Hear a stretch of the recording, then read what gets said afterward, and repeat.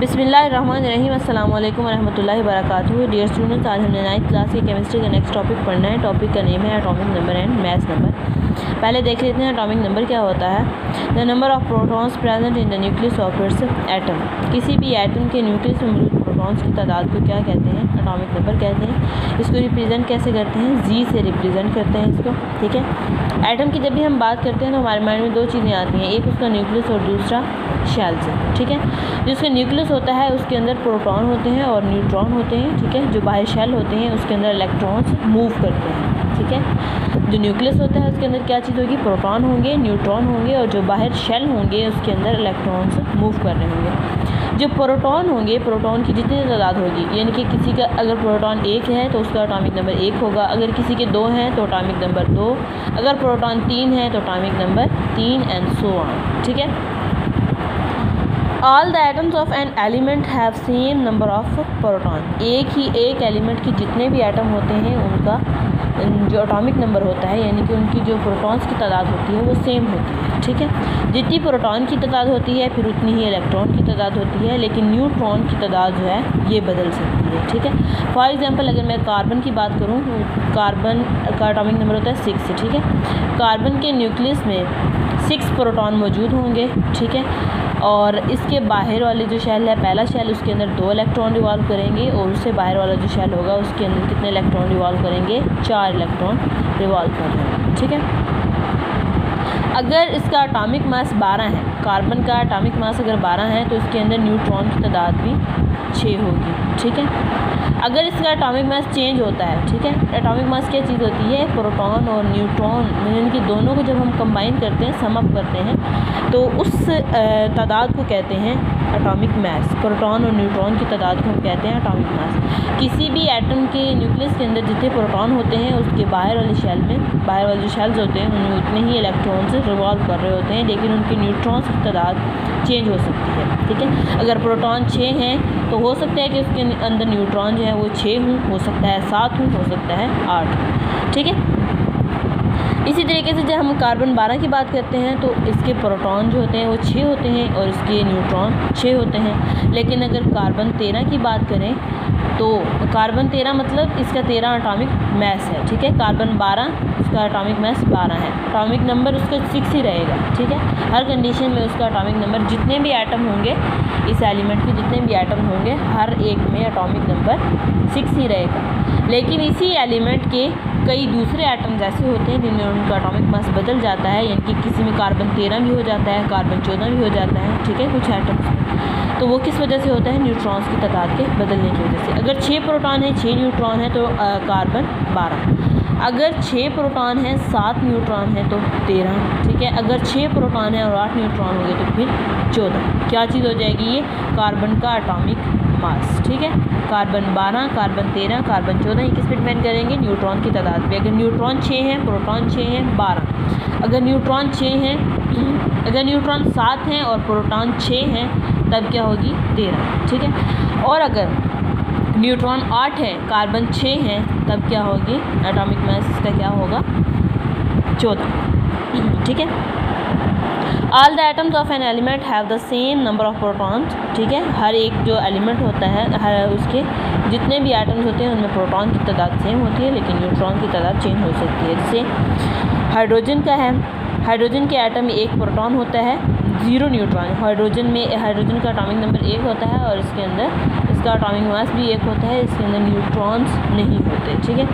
1 proton होता है, 0 neutron होते हैं और 1 इलेक्ट्रॉन। कार्बन, ठीक है, कार्बन का कितना होता है एटॉमिक मास? कितना होता है? 12 होता है। कार्बन का एटॉमिक नंबर कितना होता है? 6 होता है, ठीक है। तो कार्बन में 6 प्रोटॉन होंगे, 6 न्यूट्रॉन होंगे, तो क्या बनेगा? कार्बन 12, एटॉमिक मास क्या बन जाएगा? 12। इसके 6 इलेक्ट्रॉन इसके गिर्द रिवॉल्व कर रहे होंगे, ठीक है। जितनी प्रोटॉन की तादाद होगी उसकी उतनी ही इलेक्ट्रॉन्स की तादाद होगी। प्रोटॉन की तादाद को हम कहेंगे एटॉमिक नंबर, ठीक है। प्रोटॉन और न्यूट्रॉन दोनों को जब हम सम अप करके जो लेंगे वो नंबर क्या होगा? मास नंबर होगा, ठीक है। ऑक्सीजन में 8 प्रोटॉन होते हैं, 8 न्यूट्रॉन होते हैं और 8 ही इसके गिर्द इलेक्ट्रॉन रिवॉल्व कर रहे होंगे। प्रोटॉन और न्यूट्रॉन की होल तादाद को हम कहेंगे एटॉमिक मास या मास नंबर कहेंगे, और सिर्फ प्रोटॉन जो होंगे वो क्या होगा? उसका एटॉमिक नंबर। 8 प्रोटॉन है तो 8 ही इसका एटॉमिक नंबर होगा। ठीक है, मास नंबर अब हम देख लेते हैं। Sum of protons and neutrons present in nucleus of an atom, किसी भी एटम के न्यूक्लियस में प्रोटॉन और न्यूट्रॉन दोनों की मजमूई तादाद को क्या कहते हैं? एटॉमिक मास कहते हैं। ठीक है, इसको रिप्रेजेंट करते हैं ए के साथ। ठीक है, ए से हम इसको रिप्रेजेंट करते हैं। और फार्मूला क्या होता है? अगर हमारे पास जी दिया हुआ है, ठीक है, यानी कि एटॉमिक नंबर दिया हुआ है या और हमें न्यूट्रॉन दिए हुए हैं तो हम एटॉमिक मास को फाइंड कर सकते हैं। ठीक है, या फिर अगर हमें एटॉमिक मास दिया हुआ है यानी मास नंबर दिया हुआ है और न्यूट्रॉन दिए हुए हैं तो हम प्रोटॉन की तादाद को फाइंड कर सकते हैं। फाइंड कैसे करना है अब ये मैं आपको अभी बताऊँगी। कार्बन 12 का अगर हमने मास नंबर फाइंड करना हो या फिर एटॉमिक नंबर फाइंड करना हो तो हम कैसे कर सकते हैं? ठीक है, ये मैं आपको यहाँ पे बताने लगी हूँ। कार्बन 12 मैंने यहाँ पे लिख दिया। 12 का मतलब है कि ये इसका मास नंबर है। ठीक है, तो ये एक्सपेरिमेंटली मेजर किया जा चुका है तो इस वजह से मैंने यहाँ पे लिख दिया है। लेकिन अगर आपने मेजर करना हो यानी कि आप इस मेथड से बाकी भी जो एलिमेंट्स होते हैं उनका एटॉमिक मास और एटॉमिक नंबर जो है उसको फाइंड कर सकते हैं। ठीक है, कार्बन अगर हमें ये कहा जाए कि कार्बन के 6 प्रोटॉन हैं और 6 न्यूट्रॉन हैं तो आपने इसका मास नंबर फाइंड करना है तो आप कैसे कहेंगे? A = 6 + 6 = 12। 6 proton 6 neutron. ठीक है, तो मास नंबर क्या आ गया? 12 आ गया। अगर हमें ये कहा जाए कि कार्बन का मास नंबर 13 है, ठीक है, कार्बन का मास नंबर 13 है और उसके अंदर प्रोटॉन जो हैं वो 6 हैं तो आपने क्या फ़ाइंड करना है? न्यूट्रॉन्स फाइंड करना है। ठीक है, तो आप न्यूट्रॉन्स को कैसे फाइंड कर सकते हो? इसमें से 13 = 6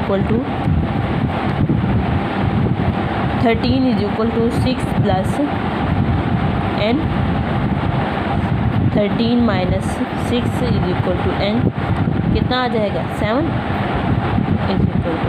तो न्यूट्रॉन्स कितने होंगे उसके अंदर? 7 न्यूट्रॉन्स। ठीक है, नेक्स्ट पेज नंबर 10 पे आ जाएं। यहाँ पे कुछ एलिमेंट्स दिए गए हैं, उनके एटॉमिक नंबर दिए गए हैं, एटॉमिक मासेस दिए गए हैं, प्रोटॉन और न्यूट्रॉन की तादाद दी गई है। हाइड्रोजन में 1 प्रोटॉन होता है, 0 न्यूट्रॉन होते हैं। एटॉमिक नंबर क्या होता है? 1 होता है और मास नंबर 1 होता है। ठीक है, तो मास नंबर जो होता है वो प्रोटॉन प्लस न्यूट्रॉन होते हैं। न्यूट्रॉन 0 है तो इस वजह से इसका मास नंबर क्या होगा? 1 ही होगा। कार्बन 6, ठीक है, प्रोटॉन भी 6 है, न्यूट्रॉन भी 6 है, एटॉमिक नंबर 6 होगा क्योंकि एटॉमिक नंबर प्रोटॉन की तादाद है। ठीक है, और mass number proton plus neutron है तो 6 + 6 = 12 हो जाएगा।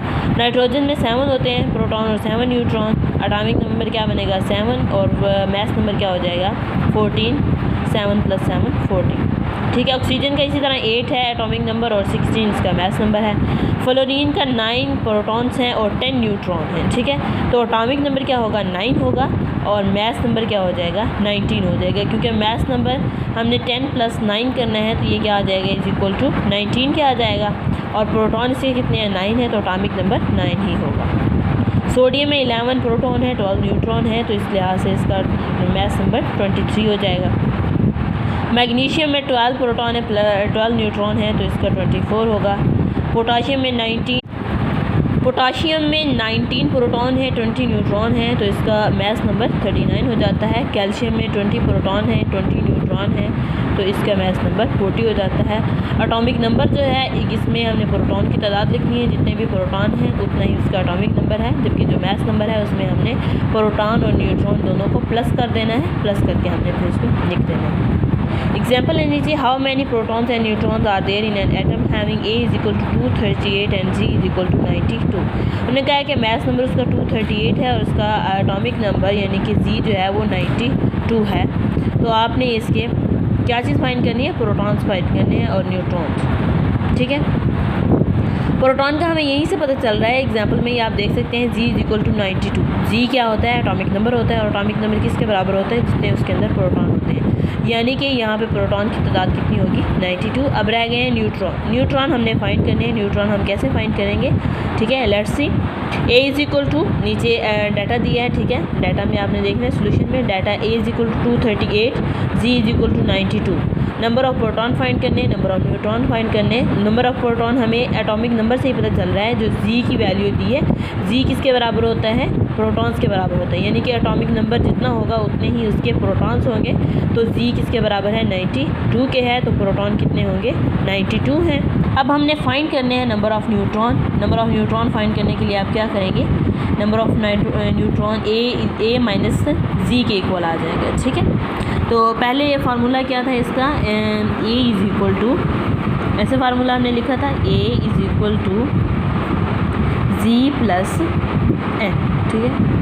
अब हमने न्यूट्रॉन की वैल्यू फाइंड करनी है, तो हम जी को इस साइड पे जब लेके जाएंगे A minus Z is equal to N हो जाएगा, यानी कि अब फार्मूला क्या बन गया, N is equal to A minus Z, ठीक है। A minus Z, number of neutron is equal to A minus Z, 238 minus 92, proton की तादाद जी, ठीक है, और 238 इसका मैथ नंबर था, जब हमने इसको माइनस किया तो 146 आया, तो 146 इसका क्या है, न्यूट्रॉन्स है इसमें, ठीक है।